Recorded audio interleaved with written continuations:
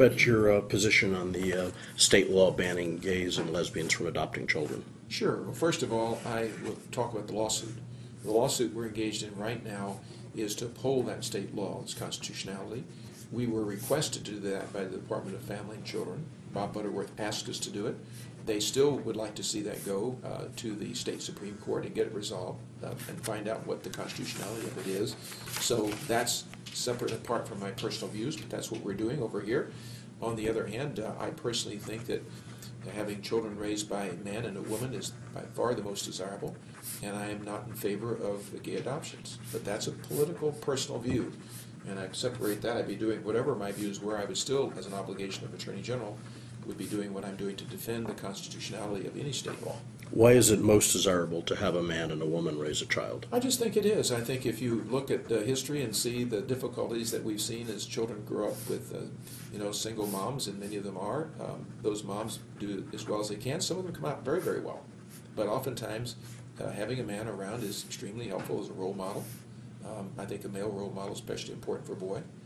And it's preferable in my view, and I just think that's the way, if you want my religious convictions, I think that's the way God intended. So you wouldn't get a good male role model if there were two male parents? I think you get a good male role model, you wouldn't have a good woman, and you need a woman's touch too. But in those cases where you can't find, the ideal would be, let's say the ideal is a functional household led by a man and a woman.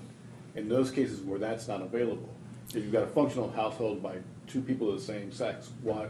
Well, first of all, we can find them. Mm-hmm. And as a matter of fact, in the this past administration, the one thing Governor Chris did that I think perhaps has been overlooked, that was a very positive thing, is he had an active program to encourage adoptions. Mm-hmm. And Bob Butterworth led that along with some of the religious right groups that you might not think of as being associated with that cause, but they are. Mm-hmm. And we have been able to place for adoption more children under his administration than I think we've ever had. Now, there's still children who go wanting for that. One of the great problems is foster care. When you get older children and they're not placed, it's not as easy to do. But I think we should continue to strive to improve that. I do not favor gay adoptions.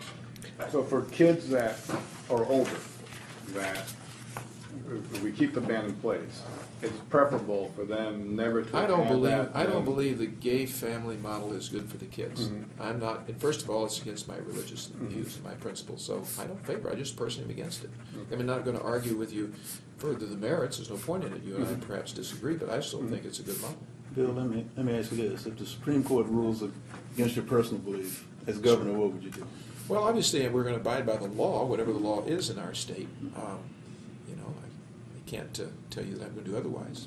Do you regret pushing the hiring of this Reekers guy? Or was that a mistake? Well, knowing what I know now, I would never have hired him. At the time, I think it was the appropriate thing to do. We followed the advice of our appellate counsel, who was trying to prepare a case for appeal. Everything was designed to go to the Supreme Court. So we needed what Reekers provided, and he provided the expertise to admit documents. He's a document witness. In other words, a research. Here are the papers. He himself had no independent research he'd done. He's not an expert in that sense.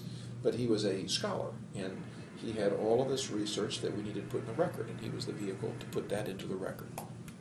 Simple as that. Now, with all the hullabaloo that's gone on over him, of course I wouldn't have if I'd known that about him, but I didn't know that about him.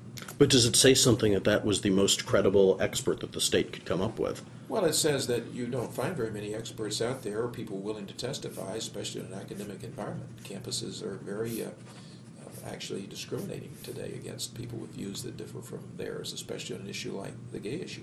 So you think he was the best expert because what political correctness on campuses wouldn't allow others? He was the best expert available and willing to testify. I know you're running.